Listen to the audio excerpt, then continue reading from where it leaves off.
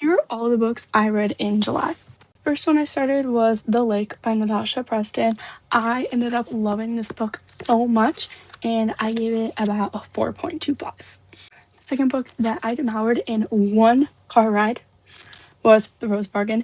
This is such a good book and I really like that it's laid out in the 1800s in London. It is super good. I rated this book a 4.5. It was so good.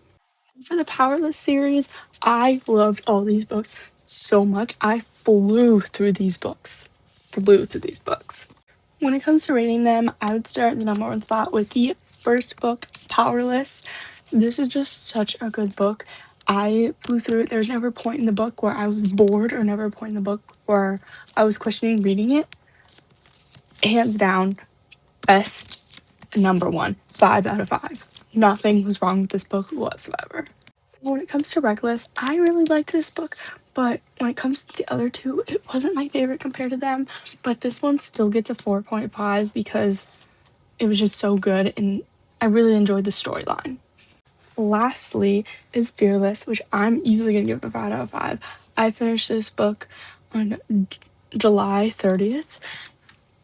I can't even explain how many emotions I had during this book.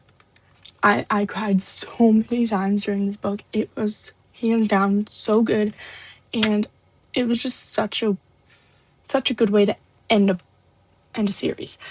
And now I'm reading Powerful and Fearful, so I will have rankings for all 5, but so far this was such a good book and a very emotional ride. The 5 books I read this month. Come back in the end of August if you want to see all the books that I was able to read this month. Bye.